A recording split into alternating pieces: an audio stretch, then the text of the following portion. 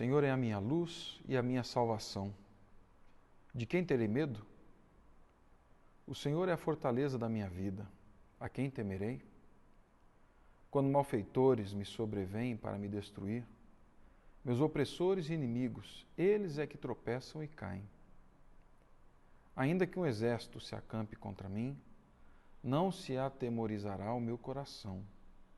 E se estourar contra mim a guerra, ainda assim terei confiança.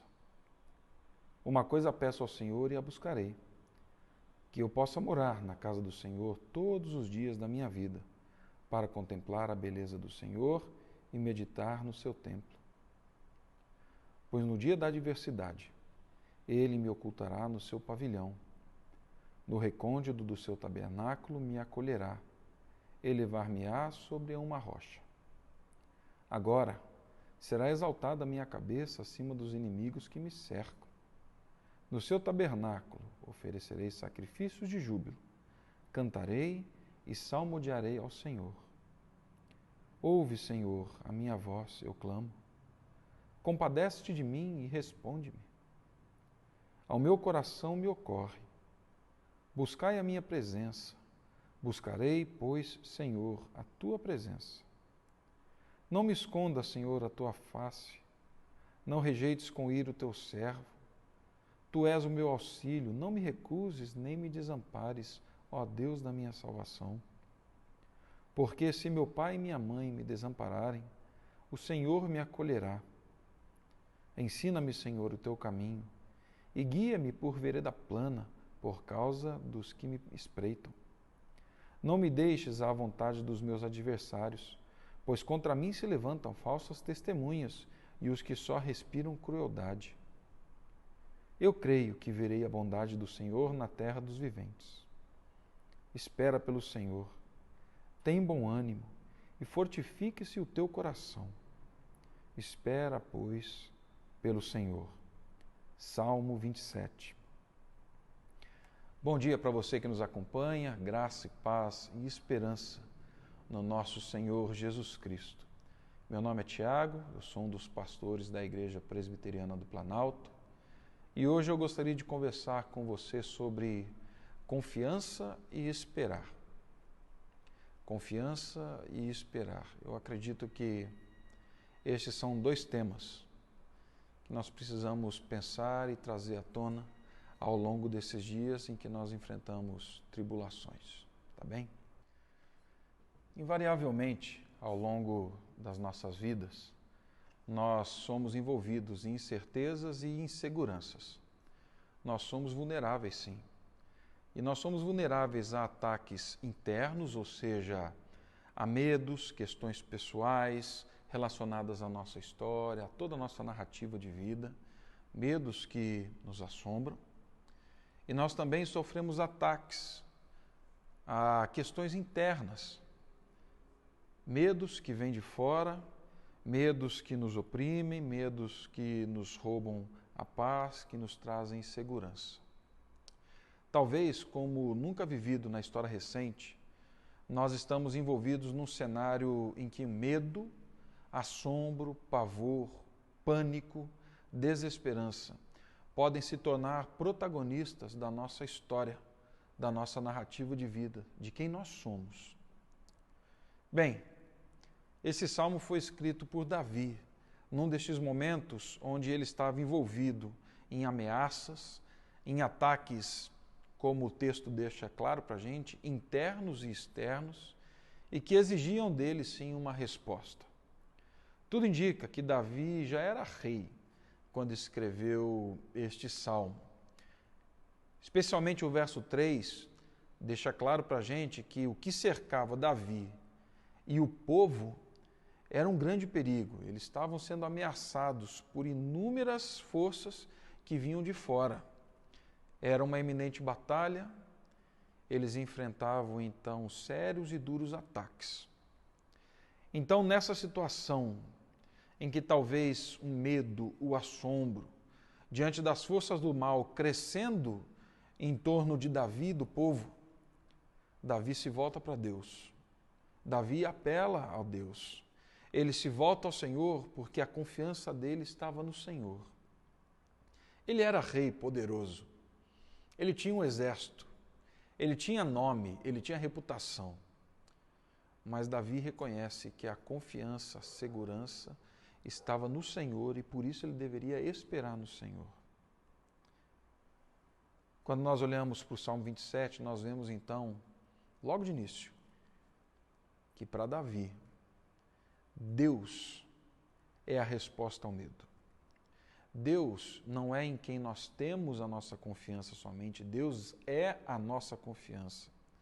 Davi encoraja então a si mesmo, encoraja a sua alma, Davi encoraja os seus leitores, Davi encoraja o seu povo a tomarem alento e a esperarem em Deus. Assim, em primeiro lugar, esse salmo nos mostra, ou pelo menos Davi, nos anima a depositarmos a nossa confiança plena, absoluta em Deus. Dos versos 1 ao verso 6, Davi nos convida a este relacionamento de confiança com o Pai. E muitas são as expressões usadas ao longo dos Salmos para falar sobre quem é o nosso Deus. Nós encontramos no Salmo 23 falando que Ele é o bom pastor. Mas aqui, neste Salmo, no Salmo 27, Davi usa 3 expressões muito vívidas, expressões fortes. Ele fala que Deus é luz, ele fala que Deus é salvação e ele fala que Deus é nossa fortaleza. Diante do medo, e sim, das forças do mal que poderiam ceifar, poderiam destruir a própria vida, e Davi não nega isso, porque no verso 3 ele diz que essas forças estavam ali querendo devorar. Davi reconhece que Deus é luz, salvação e fortaleza. Poderia fazer aqui um arrazoado longo sobre esses termos, mas ao falar de luz, a minha mente logo é remetida ao Evangelho de João, quando o apóstolo diz, lá no seu Evangelho, que o Verbo de Deus, aquele que criou todas as coisas, este Verbo se fez carne, ou seja, Cristo Jesus, e o nosso Senhor Jesus é a luz do mundo, é a luz que brilha e que brilhou, sobre a qual as trevas não têm poder nenhum. Elas não prevaleceram contra ela. Em meio à desesperança, caos, sofrimento, angústia, Deus em Cristo é a nossa luz.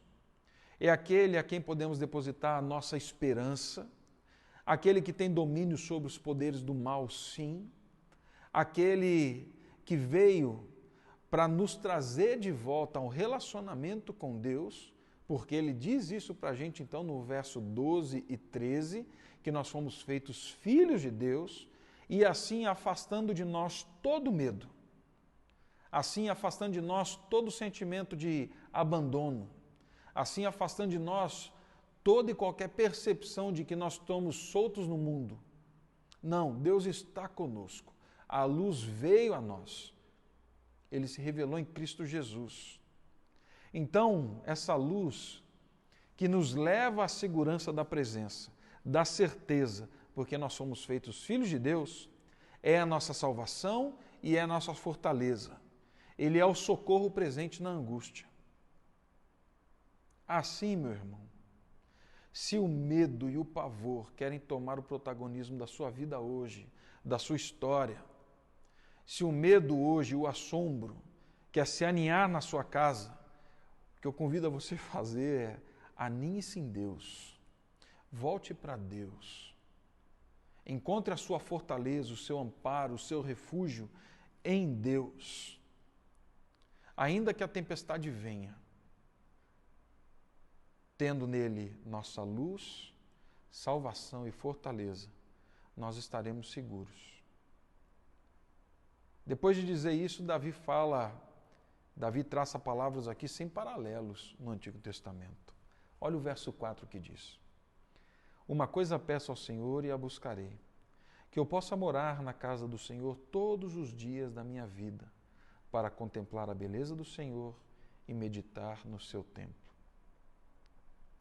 Davi clama como alguém que não está fugindo da realidade, mas ele clama como alguém que sabe onde deve estar para enfrentar a realidade. Davi sabe exatamente, nessa busca pela confiança, onde ele deve estar para enfrentar, para conseguir perceber e ter uma visão clara de tudo o que está acontecendo à sua volta. Que diante da presença do Senhor, que a minha vida, a sua vida, respondam adequadamente às circunstâncias que estamos vivendo, porque nós estamos escondidos dentro de um relacionamento com o Pai, de uma relação em conformidade com o Pai, de alguém que conhece e consegue discernir a presença de Deus. Como eu já disse, muitas são as forças exigindo de mim e de você hoje uma resposta. Essas forças esvaziaram esse salão aqui que está à minha frente. Respondamos às circunstâncias como quem, em Cristo Jesus, já se encontra guardado em Deus. Não precisa ter o que temer, não precisa se angustiar, não precisa ter pavor. Pelo contrário, que a nossa resposta seja a resposta de alguém que está na presença de Deus, que está guardado em Deus, que viu a glória de Deus e fala assim: somos agentes, somos expressão desse Deus nessa história, diante dessas circunstâncias que nos cercam. Assim, em segundo lugar, Davi faz agora uma oração, clamando a assistência divina. Se ele começou nos exortando à confiança, agora ele nos leva a uma oração, clamando pela assistência de Deus. E isso acontece do verso 7 até o verso 13. Davi faz uma transição da primeira para a segunda parte, clamando a Deus, para que ele ouça a sua súplica, para que ele se mostre compassivo, para que ele responda às suas necessidades e à necessidade do seu povo. Davi clama a Deus para que se manifeste frente à guerra, frente ao mal. Davi clama a Deus para que ele não responda como um pai que talvez irado responde o seu filho, não. Que ele não se oculte diante das necessidades.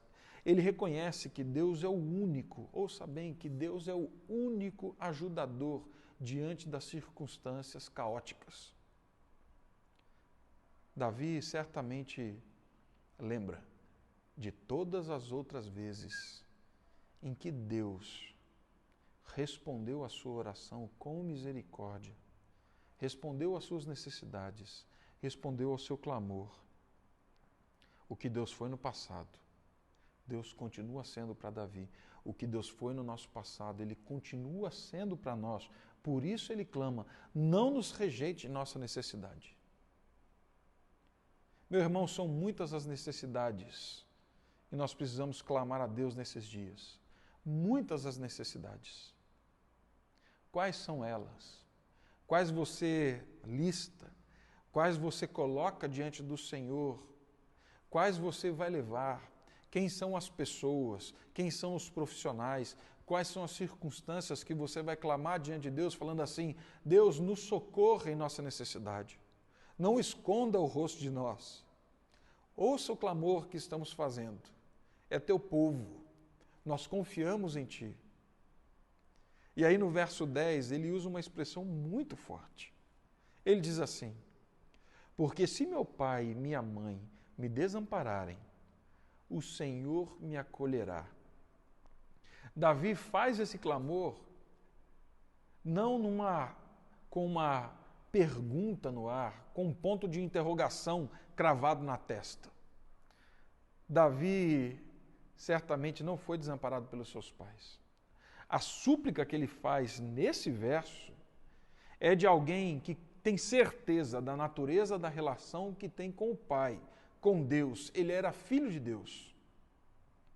Quando nós levamos as nossas súplicas a Deus, nós estamos clamando a Deus pela nação, pela humanidade, como filhos de Deus. Filhos comprados pelo sangue de Cristo, filhos amados, filhos de quem Ele cuida e filhos que são expressão dEle nessa terra. Filhos que são expressão dEle nesse momento da história. Filhos que sabem quem Ele é. Clame a Deus, meu irmão. Coloque-se de joelhos e clame a Deus como Davi faz. E ele não só clama por respostas. No verso 11 e 12, Davi clama também por orientação no caminho. Davi percebe que ele está num caminho, ele percebe que neste caminho tem, sim, inúmeras questões com as quais ele precisa lidar e das quais ele necessita de confiança e necessita da intervenção do Senhor, mas ele pede orientação pelo caminho. Davi quer ser conservado, não com os olhos das ameaças. Davi quer se conservar olhando para a orientação do Pai. Tudo que nós temos vivido tem um enorme potencial de, assim como os povos que ameaçavam Davi e o povo, de nos afastar, de ofuscar a certeza da aliança que Deus tem conosco em Cristo Jesus. Toda esperança e confiança teria escorrido das mãos se Davi não tivesse certeza de um relacionamento, se Davi não tivesse confiança em Deus. E aí no verso 13, Davi diz assim: eu creio que verei a bondade do Senhor na terra dos viventes. Que forte, meu irmão. Que convicção é essa? Que certeza é essa? Verei em meu tempo, em minha geração, em meu redor, a bondade do Senhor. Que nós precisamos clamar de joelhos nesses dias é isso. Que vejamos a bondade do Senhor na terra dos viventes. Que vejamos a bondade do Senhor nessa geração que vem. Que vejamos a bondade do Senhor chegando naqueles que estão mais vulneráveis a este mal que se alastrou por todo mundo. Suplique por isso e mais, creia nisso. Creia que veremos a resposta do Senhor ainda nesse tempo. E então, em terceiro lugar, em último lugar, Davi termina com um apelo a esperar. Davi nos convida, então, a esperar. Confiamos, clamamos e esperamos. Enquanto algum dos salmos contém oráculos e respostas, outros salmos contêm explosões de louvor que são evidências de uma resposta de Deus. Nesse salmo, Davi termina se agarrando à fé, se agarrando a uma fé nua, despida, reconhecendo todas as suas fragilidades e medos, mas ele se agarra a essa fé. O que nós podemos fazer nesses dias é esperar e nos agarrarmos nessa fé, cuidarmos do nosso coração, fortalecermos ele em Deus. Ontem eu recebi um recado de uma pessoa dizendo assim: pastor, nós poderíamos acordar desse pesadelo. Não sei se eu vou dar conta. Infelizmente, amanhã nós não vamos acordar e tudo vai ter passado. Nós passaremos dias de guerra, como Davi e o povo estavam num cerco, talvez. Esperar, então, pressupõe tempo. Vai levar tempo, meu irmão. Esperar pressupõe quietude. Quando esperamos, acalmamos. Esperar nos convida a atenção e vigilância. Atenção ao que está acontecendo, vigilância ao que está acontecendo. A espera também revela nada mais, nada menos do que nós mesmos. Quando esperamos e aquietamos, o coração grita. Nesse momento nós fazemos um autoexame. Averiguamos onde o nosso coração repousa. averiguamos onde está a nossa confiança. Vemos se esperamos na luz, na salvação e na fortaleza. Seja o que for, quando Davi fala em esperar, ele está dizendo o seguinte: não temos nada a oferecer além da nossa fé, confiança e mais, num testemunho público. Ouça, meu irmão, num testemunho público,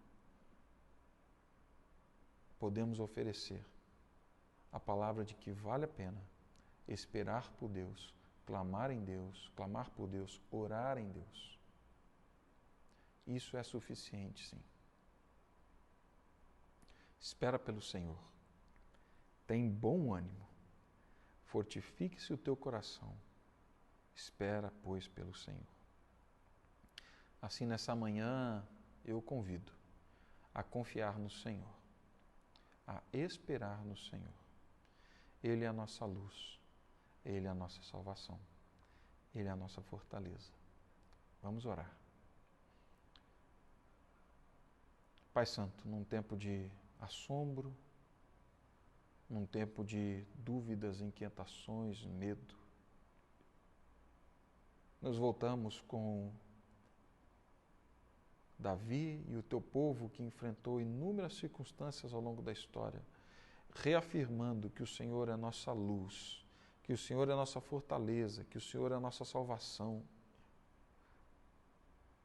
Clamamos para que o teu Espírito Santo, que em nós habita, faça surgir em nós palavras como essa que ouvimos nos Salmos: de quem teremos medo? Que possamos enfrentar, Pai, essas circunstâncias, não olhando para ela, mas olhando para o Senhor, que é bom, que é soberano. Eu clamo, Pai, para que o Senhor nos oriente nesse caminho.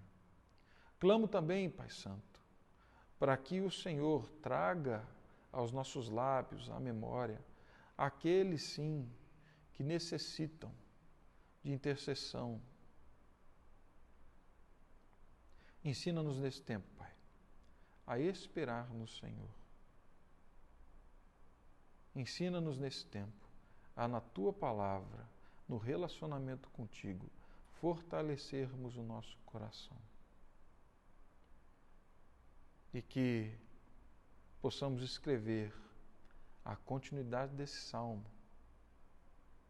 com júbilo e alegria, depois desses dias, por vermos a Tua bondosa mão, a Tua graça, a Tua misericórdia na terra dos viventes.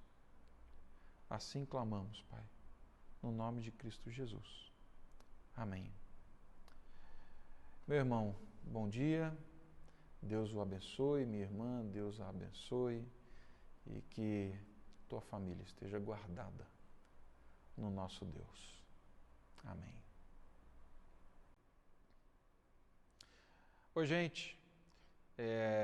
Queria só avisar você que por meio dos nossos canais oficiais de comunicação, Instagram, Facebook, e as nossas listas de transmissão, o site, nós passaremos para você todas as informações que você precisa saber sobre a IPP, tá joia? Nós desenvolvemos um projeto, um plano de ação que é o Juntos IPP, visando a nossa unidade, a nossa união e a nossa comunhão nesse tempo que nós não podemos nos reunir.